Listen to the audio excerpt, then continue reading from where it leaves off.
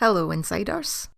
Today we'll be looking at Last Gasp, and if you remember that self-deprecating line, every fourth one a dud from the number 9 finale, well, welcome to episode 4. As you might have gathered, this is not the most beloved of number 9s, it's often cited as people's least favourite, and it's frequently placed on the bottom tier when fans do their episode rankings. You know, those things that Reece Shearsmith absolutely loves. But is the fourth one a dud?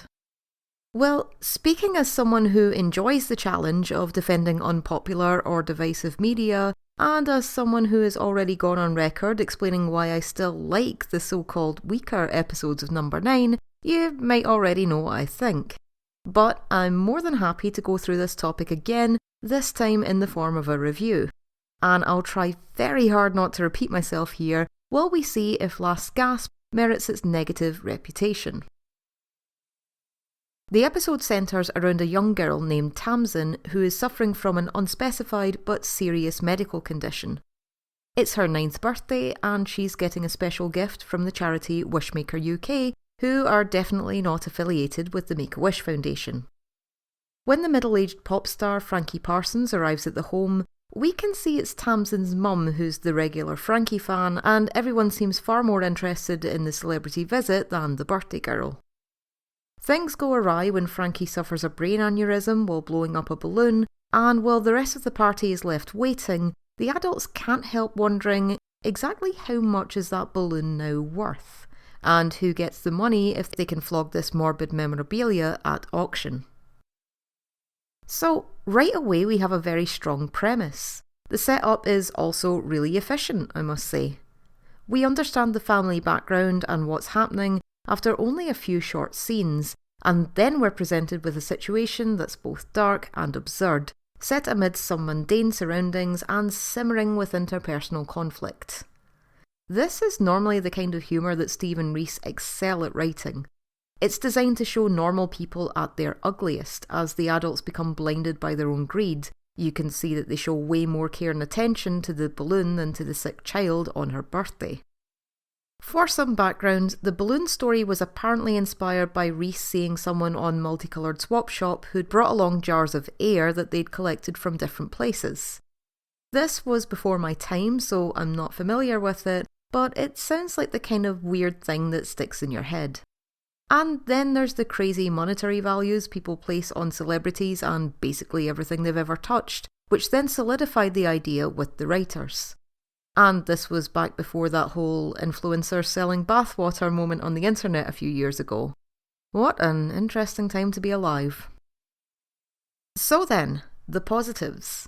Aside from the setup, which I thought was very creative, we were once again presented with a really strong cast. Aren't we always at Inside Number 9? They were just attracting so much talent from the very beginning. I think I already raved about Tamsin Greig in my earlier video, but I'll say it again. She's brilliant and was perfectly cast as Sally, the charity worker who's all smiles but has a really bitter and selfish streak to her personality. For any comedy fans who haven't seen much of her work, check out Green Wing, Black Books and Friday Night Dinner. I think they're all available on the Channel 4 app and website for free. Praise also goes to Lucy Hutchinson as Tamsin. Did anyone else get the wee in-joke when Tamsin Greig's character corrected them on the name? Who, according to the director, showed maturity beyond her years, which I think really got across her character. Even the child actors are great at number 9. One really great addition was having David Badella play the soon-to-be late singer Frankie J. Parsons. And not just because he perfectly fit the part as an actor, which he absolutely did by the way, but also in having his voice heard in the music recordings throughout the episode. This information was confirmed for me by the user Livy Brundle in the comments of a previous video, as they informed me that the songs came from Badella's own album, The Dean Street Sessions, which was released to coincide with his second touring run in the Rocky Horror Show. Thank you, Livy Brundle, for that information, and if you're curious about the album, I've linked the page for it down below in the special stuff section. And even though the songs were recorded before this episode was written and filmed, they just fit perfectly with every scene. I especially thought the song One Day in Your Life was a brilliant addition, and also I didn't know it was a cover until somebody else pointed it out. Incidentally, that's not the song that's mentioned in the original script.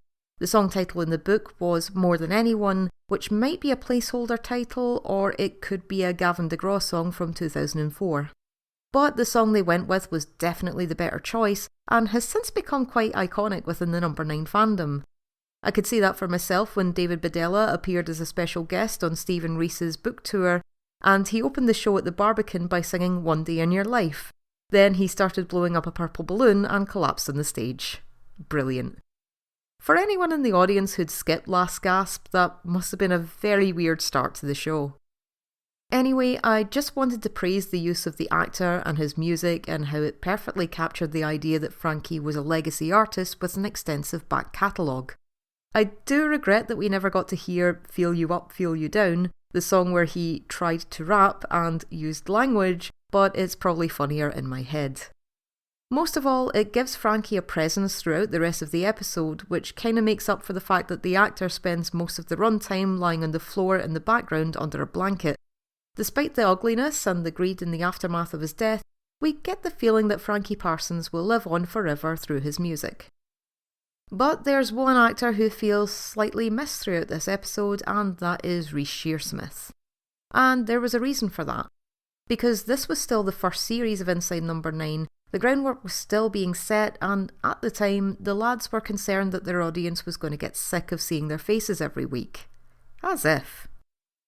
Fortunately, this was the only series where they had this particular worry, and so Last Gasp remains one of only 3 episodes that don't feature both of the writers in acting roles, the other 2 being The Harrowing and 3x3. And personally, I think Last Gasp suffers more than the other 2 for several reasons. While I'm not sure exactly where Reece would have fit into the cast, presumably one of the other parts might have been rewritten, I think we could have really used his energy in this one. I mean, the 2 of them always play off each other so well, and if you're trying to get a laugh out of grown adults getting irrationally angry over something as mundane as a balloon, yeah, you should probably give Reece Shearsmith a part. Because Angry Reece is best Reece. And jokes aside, I think we really do feel his absence a bit here. And I'm not the only one who thinks so either, as quite a few people agreed with me on this point in the comments of that last video. But it's not just Reece that we're missing here. I think it's more than that. First, there's a fair bit of dialogue that just falls flat for me. I'm not sure if that was the point, but the lads are usually brilliant at getting funny dialogue and deliveries out of the most banal domestic situations. But extended ponderings on animal terminologies for police and journalists, a husband who doesn't know where the Hoover bags or stolen sweeteners are kept, and the awkwardness of trying to tie up a balloon. Yeah, this just felt like they were going for humour, but it just didn't get much of a laugh out of me. So if it's not meant to be awkwardly funny and the dialogue is just meant to be awkward, then it only exacerbates one of the other downsides to this episode, and that's the pacing. And I know in the aftermath of a person's death, realistically there is a lot of sitting around, a lot of hurry up and wait, if you will. I've even seen this done on television to great effect in an episode of Buffy the Vampire Slayer called The Body, which is generally considered to be one of the series' most powerful moments. And I think that's the second time I've referenced a Buffy episode in these Series 1 reviews so far. But I don't think this approach works very well here, if that was the intention. In fact, it takes up a considerable chunk of the half-hour runtime, and while we started at a great pace, the episode seems to grind to a halt and sag in the middle. And for me, that's probably the biggest problem I have with Last Gasp. And here's the thing. I still like it, and I actually think it's a decent episode overall. And in order to explain myself properly, I'm gonna have to start discussing the ending. So if you haven't seen it yet, either because you haven't got round to it or because other Number 9 fans told you to skip it, I'd say give it a go anyway because you might be surprised. If that's you, then I'll leave you here and I'll see you again next time. But if you have seen the ending and you still didn't like it, why not stick around anyway, because I've seen different people interpret the ending in different ways, and the way I see it, it's actually quite uplifting. So spoilers from here on, and that's your last warning. Right, so the ending. I've heard other people interpret the last scene like this. Tamsin decides she's had enough of the grown-ups and their bickering, and so she decides to royally dick them over by letting their golden ticket float away out the window. And she has every reason to do so out of righteous anger. Her mum basically hijacked her Wishmaker event, which she probably only gets one shot at, and on her birthday no less.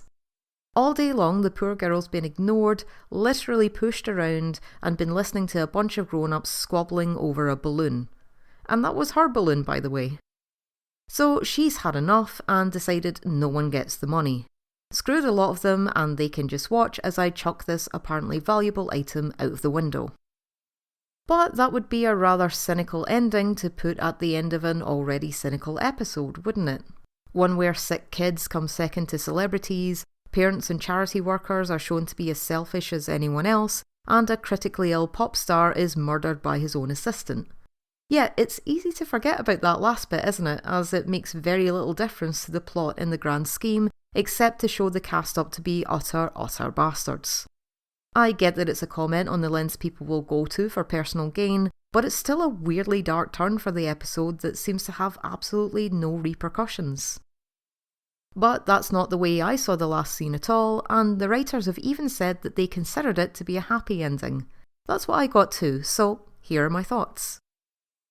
If you go back to that scene in the garden with Tamsin and Jan, one of the few moments where Tamsin actually gets a word in edgeways, she asks her mum, will Frankie's soul go to heaven? This part is key to understanding Tamsin's motives in the end, at least the way I saw it. For a child who's thinking about mortality, and tragically that's something that's probably already on her mind, there's the question of what the soul is, where it goes to when we die, and how. Tamsin might not be driven by monetary value like the rest of them, but she does see a huge amount of significance being placed on Frankie Parsons' last breath. To her, that balloon has his soul inside of it, and these people were wanting to sell it. Tamsin met Frankie and thought he was a nice man who was kind to her, so she gets to do an act of kindness in return. That's why she attaches Frankie's soul to her own heart-shaped balloon, another sweet but understated symbol, and watches as he floats up into the clouds. In her mind, she just sent Frankie's soul on its way to heaven. And remember how I said that Frankie's music would be his real legacy in this world? That's how we, the audience, feel as One Day in Your Life plays once more. So there you go. That's how I see the ending, and I think it's a beautiful one. It's a symbol of kindness that ultimately wins out in a cruel and selfish world. And hopefully the adults looking on will start to question their actions that day and think about what really matters. Optimistic? Sure, but that's no bad thing. Even in the more cynical interpretation, the one character who's been powerless the whole time gets to take control of the whole situation. And in other readings, her actions make us question the earlier line by Sai, which seems to be self-evident in the moment, that a thing is only worth what someone is willing to pay for it. Maybe there are some things you can't, or shouldn't, put a price on after all. So those were my thoughts on Last Gasp. Is it the worst episode? In my opinion, no. Is it the best episode? In my opinion, also no, although to be fair, that bar is set pretty high even in the first series. And you can probably say it with me now, because I've said it so many times before, even the worst episode of Inside Number 9 is still the best thing on telly that week. Oh, and the hair was on the bookshelf in the living room, by the way, and is fairly easy to spot once you're looking for it. And now we're on to our Patreon question for this video, which this time has come from Ben Kirkham. Hi Ben. So Ben has asked me, what do you think is overall the best series of Inside Number 9? And I've got to say, that's a really tough one. Series 7 would be a strong contender for me, as I remember really struggling to rank those episodes. Basically, 4 of them could have been placed at number 2 in any other series, and it ended with the outstanding Wise Owl, which still haunts my nightmares and tapped into my own wee obsession with old public information films. But overall, I'm struggling between Series 3 and Series 4 for this one. Both are consistently brilliant. 3 has The Devil of Christmas, what an opener that was, and classic 9s like The Riddle of the Sphinx and Diddle Diddle Dumpling. For levity, you've got The Bill and Empty Orchestra, and it rounded off with Private View. But then you've got Series 4, which might deserve it just for Bernie Clifton's dressing room alone. But also you've got a great gimmick episode in Once Removed, Zanzibar as well. Again, a bit of levity along with And the Winner Is, which I liked by the way. Plus we needed something a little bit lighter after To Have and To Hold, which was just ugh. And Tempting Fate, where we finally got The Legend of the Hair. That episode gets so overlooked in the number 9 fandom. So yeah, I think either Series 3 or Series 4. So that's getting me thinking about what makes the perfect series, and maybe it's more than just having good episodes, guest stars and creativity, but how it all comes together. The highs, the lows, the laughs, the nightmare fuel. I think the series tend to be well balanced in that regard. Imagine it wasn't though, and you got one series of quirky comedies followed by another of the most horrifying content you could put in a half hour times 6. That would be mad. But you'd probably get some interesting reactions from it. Anyway, thanks Ben for your question. I know you have another one in the tank for me next time, and I'll throw this one out to the comments section as well. What do you think was the best series of Inside Number 9? Is it one I've covered yet? And as always, I have my Patreon link in the description if you want to ask me a question and see my videos a little bit early. But of course there's no pressure, and you're already doing me a huge solid by watching till the end and liking, sharing and subscribing if we want to appease the algorithm. Well, that's it from me. I know this one is still one of the most divisive episodes, some people are still ranking it low, but I'm seeing more and more people speaking out in its favour. Just 2 weeks ago I got a comment saying, I'll defend Last Gasp until my own Last Gasp, which speaks for itself really. Plus the user had an icon of Mr. Flibble from Red Dwarf, so bonus points for that reference. Anyway, what do you think? Is this an overlooked classic? Does it fall flat like a balloon-induced brain aneurysm, or is it somewhere in between?